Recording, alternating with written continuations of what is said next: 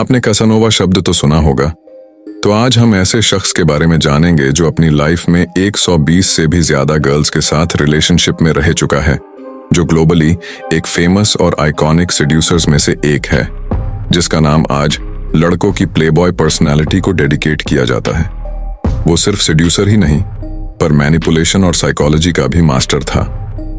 इस वीडियो में अंत तक बने रहना, इसमें हम उसकी 12 साइकोलॉजिकल तकनीक बताएंगे जिससे वो उन गर्ल्स को सेड्यूस कर पाया। तो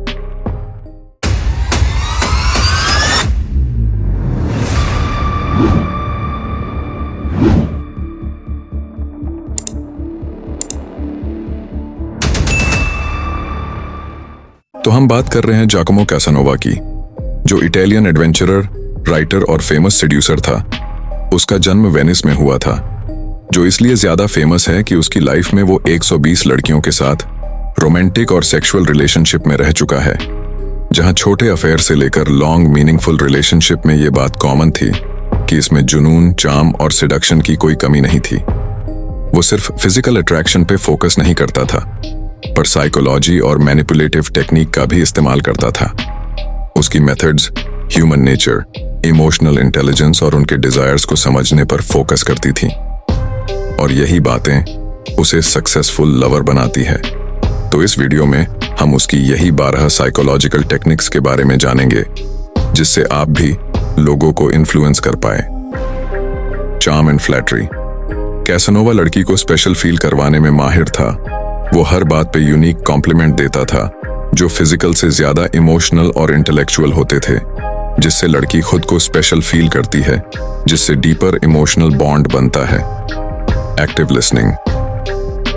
लड़कियों को कोई ऐसा चाहिए होता है जो उनकी हर बात पे ध्यान दे, और कैसानोवा लड़कियों की हर बात को अच्छे से सुनता था और उसकी हर जरूरत, पसंद और डिजायर्स को समझता था, जो सेडक्शन का एक पावरफुल फॉर्म है।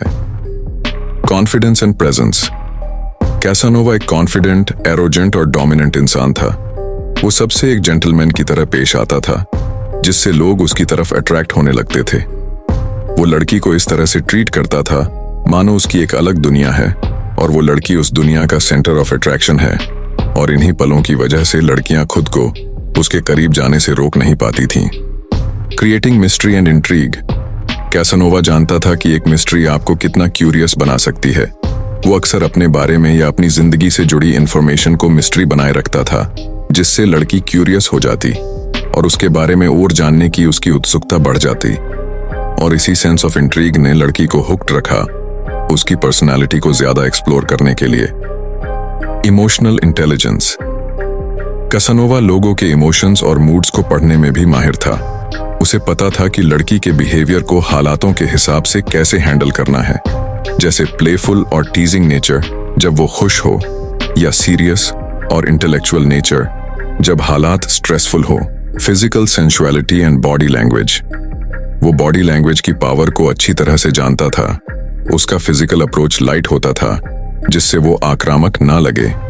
वो लाइट टचेस और आई कांटेक्ट का उपयोग करके बिना कुछ कहे ही सेंसुअल कनेक्शन बना लेता था, फिजिकल होने से पहले। The art of pursuit and patience. Casanova किसी चीज के लिए जल्दबाजी नहीं करता था। वो लड़की को धीरे धीरे खुश करता था, जिससे लड़की ओवरवेल्म्ड महसूस करे बिना किसी दबाव के।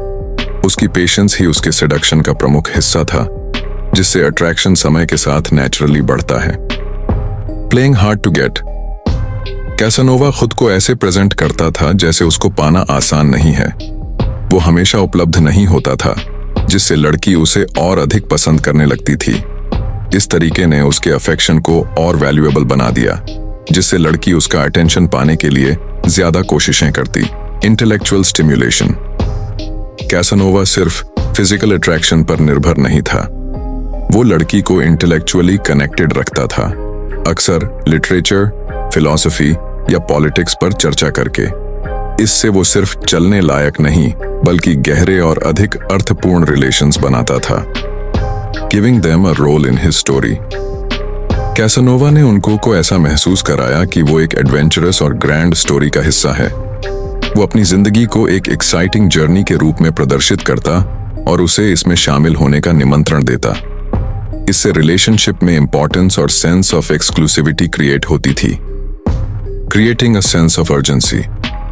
वो कभी कभी ये इल्यूजन पैदा करता कि उसके साथ बिताया पल स्पेशल और लिमिटेड है, जिससे उन पलों को ज्यादा इंटेंस और इंपॉर्टेंट महसूस कराया जा सके। इस सेंस ऑफ अर्जेंसी से लड़की ये सोचकर जल्दी अपने डिजायर्स पर अमल करती कि कहीं वो इस समय को यूं ही जाने ना दे। Adapting to the women's desires, Casanova highly adaptable था। वो जानता था कि हर लड़की एक जैसी नहीं होती, इससे हर लड़की के लिए उसकी बनाई स्ट्रेटेजी भी अलग होती थी, जो इस पर निर्भर करती थी जिस लड़की से वो मिल रहा है। चाहे वो रोमांस चाहती हो या कंफर्ट या फिर इमोशनल कनेक्शन, वो उसे वही प्रोवाइड करता था जो उस लड़की की जरूरत थी। कैसानोवा की तकनीकें हाईली साइकोलॉजिकल थीं और इस बात पे ज्यादा फोकस करती थी कि लड़की वास्तव में क्या चाहती है, चाहे वो अटेंशन, अफेक्शन या इंटेलेक्चुअल स्टिमुलेशन हो। उसकी सफलता बस सिडक्शन में नहीं थी, पर मीनिंगफुल इमोशनल कनेक्शंस बनाने में थी, भले ही कुछ पल के हो।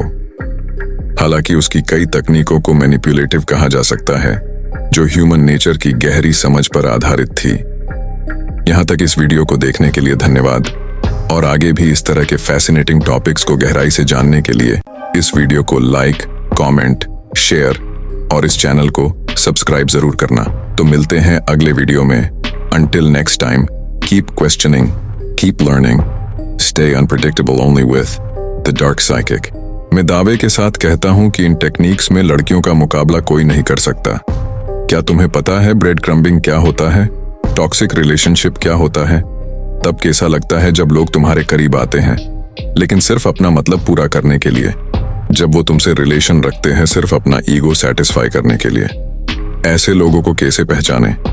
क्या टेक्निक्स होती है जिससे सामने वाले की जिंदगी बर्बाद हो सकती है बिना उसको पता लगे?